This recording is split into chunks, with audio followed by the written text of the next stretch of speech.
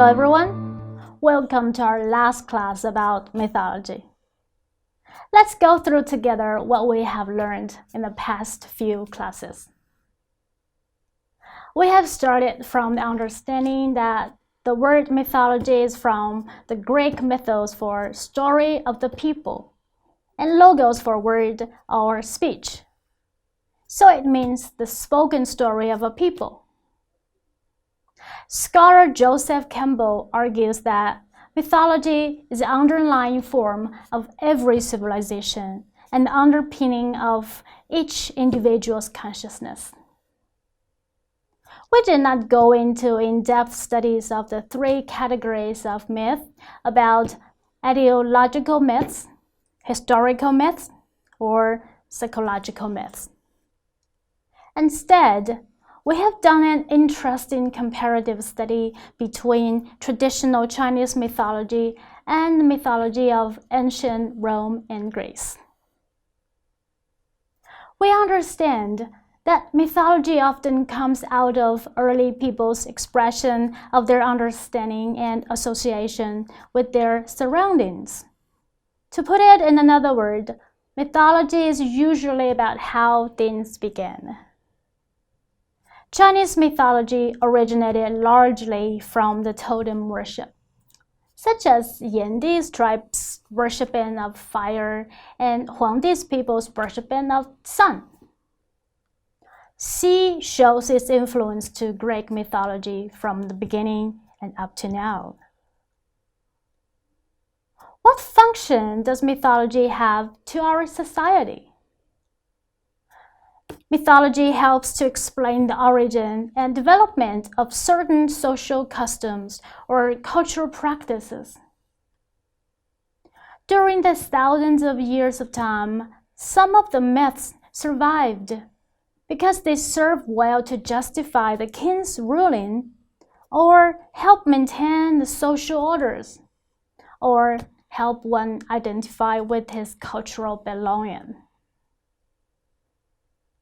We see that both Chinese and Greek mythology have high respect and renovation towards the nature, but in the meantime also have courage to challenge it for a better life. And they both worship heroes, which have a deep root from the very beginning. Did you have fun to look at the two mythologies from its huge difference in terms of its geography, economy, and political factors? What we saw there was Middle Kingdom fantasy originated from the semi-closure land centered in Yellow River Basin, which through its mythical stories values virtue of perseverance and willpower that is necessary to cultivate the land and the people on it.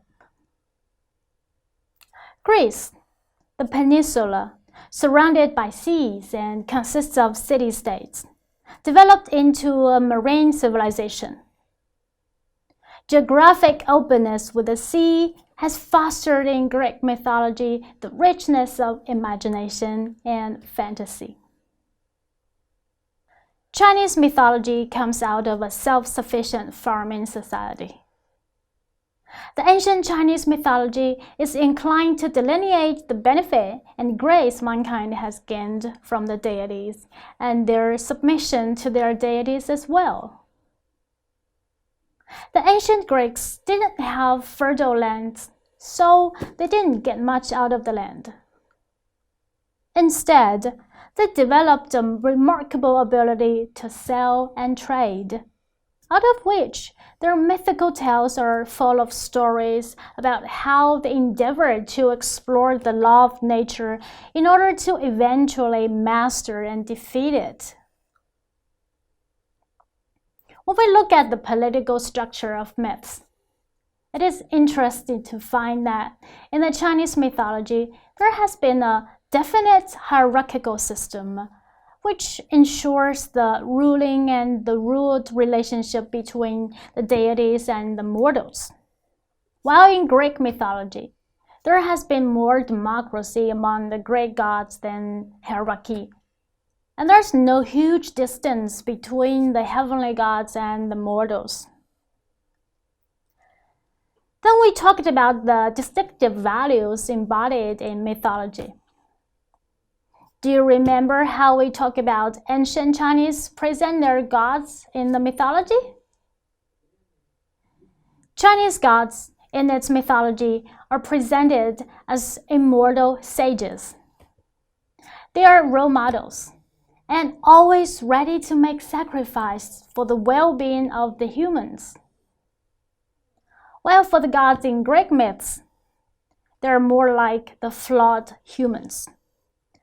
They make mistakes from time to time, and they suffer from their emotional weaknesses, as well as leave humans in pains and sufferings because of them. Ancient Chinese and Greeks also treat their deities and gods differently. Chinese show great respect and reverence towards the heroic figures in their myths. However, polytheistic features in their myths lead to a very pragmatic worship of gods from various systems. Greeks endure their flawed gods, and they're fine with the imperfect and worldly errors the gods have made, even though some of their misdeeds have brought them disasters. When a decision has to be made concerning the conflicting interests between individuals and a group, the gods in Chinese mythology often, and are supposed to, put the collective needs above their own. It is called sacrifice oneself for the great good. As for the Greek mythology, personal needs and enjoyment is very much valued. When individual needs clash with collective interests, in many cases, the former beats the latter. The goal of life is to obtain maximum profit and individual enjoyment, which is reflected in the Greek mythology to result in a sensual and pleasure-seeking gods in heavenly kingdom. Then we spent quite some classes to talk about the creation myth, because it is indeed the most important and interesting part of any myth. The Chinese creation myth has taken the origin of humans and the substance of the universe as a unity. It stresses the oneness of the world and confirms the organic relationship between the heaven, the earth, and creatures between them. The Greek creation mythological system is a very consistent genealogy and draws a definite line between many seemingly opposites. We looked at their coherence and narration, and we found that one of the striking features of Chinese creation myths is that there's no systematic record of creation gods, only with each god or deity recorded in separate literature. And there has been a lack of details and specification of the individual gods and the interrelationship between them. Contrarily, the Greek mythology has been able to remain a comparatively systematic, coherent, concrete, and a longer collection of stories. Then we studied together about the process of creation itself.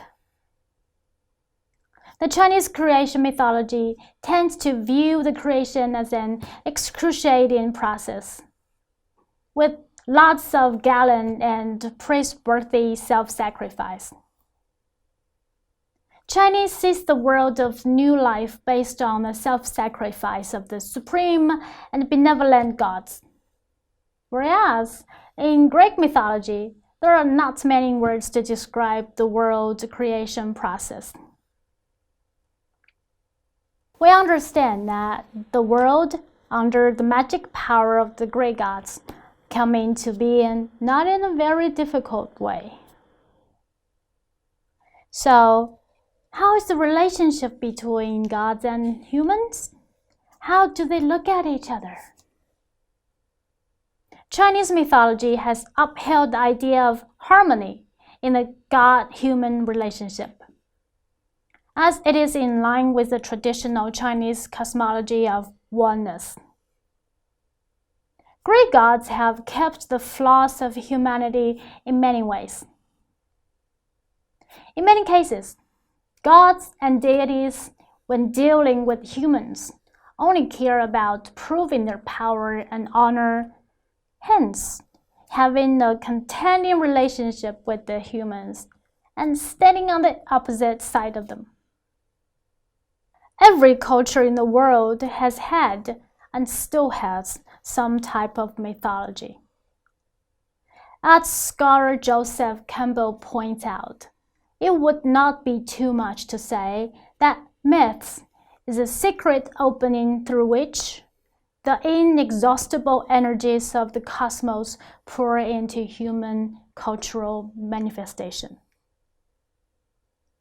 Both Greek mythology and Chinese mythology has been over the centuries a source of continuous inspiration for many people across the world.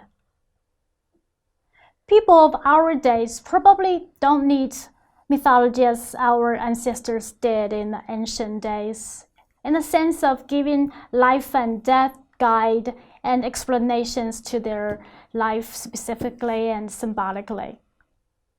However, those fantastic and exciting stories passed down from generation to generation still resonate with the modern hearts because they serve the same purpose for our ancestors as for us.